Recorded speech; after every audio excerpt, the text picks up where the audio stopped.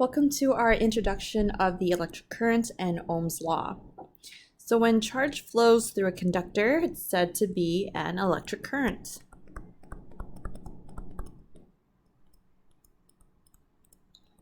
And what is actually happening is that charge in the form of electrons is moving from one point to another.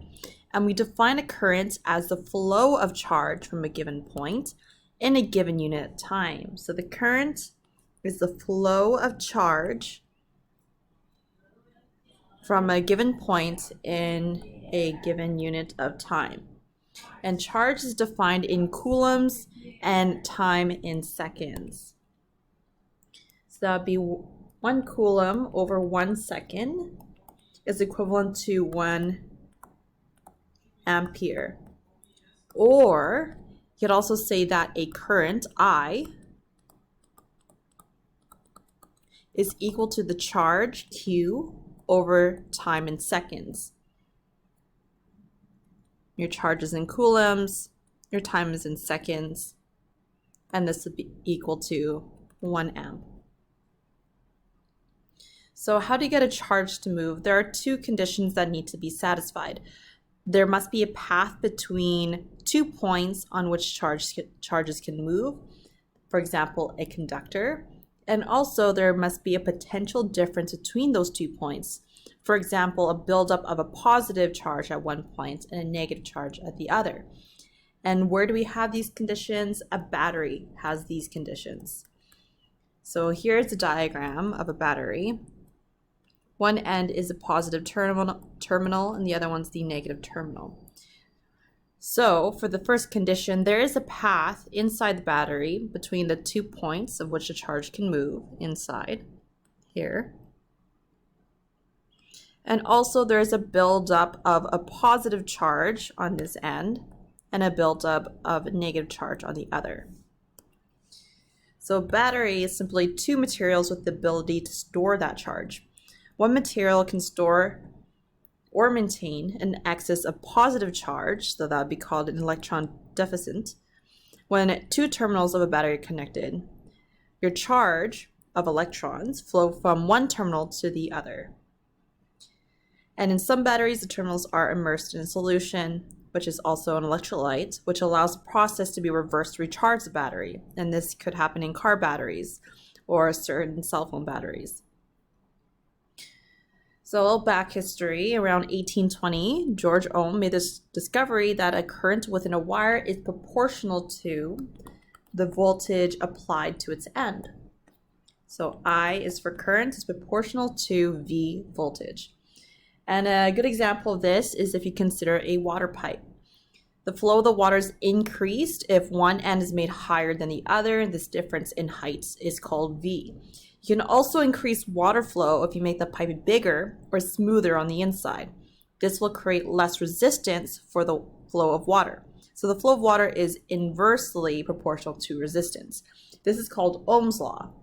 And we define this as I, the current, is equal to V, the voltage, over R, or R's resistance. So I is current, V is voltage, R is resistance. So in any conductor, we define a quantity called resistance. Resistance is a measure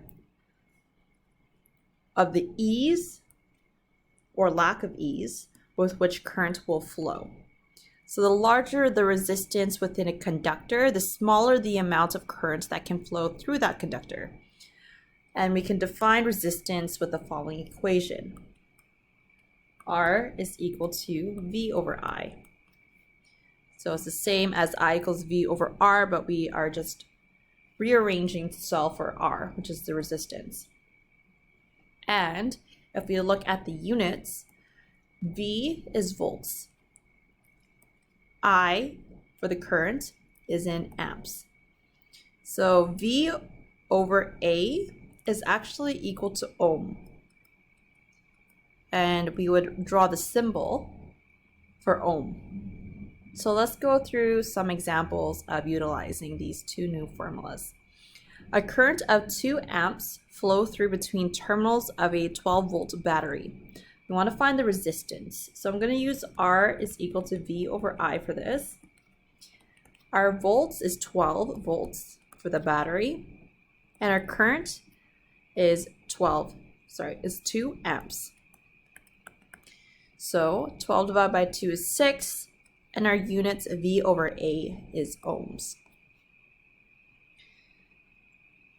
And when electrons are resisted, they create heat because they're built up there. Recall that current is measured in amps and also be calculated as I is equal to Q, charge, over T, time.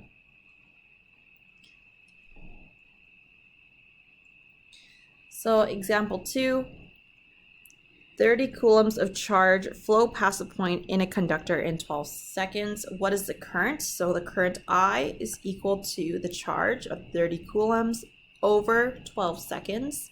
So 30 divided by 12 is 2.5 amps. And the last example, how much charge is carried through a wire of 12 amps, flows for 3 minutes? So we know that the current is 12 amps. And our time is in minutes. We do need to convert this in seconds. So that'd be 60 seconds in each minute, and there's 3 of them. So that's 180 seconds altogether. So looking for Q, I'm gonna have to rearrange I equals Q over T. We would get Q as I times T. So our current is 12 amps.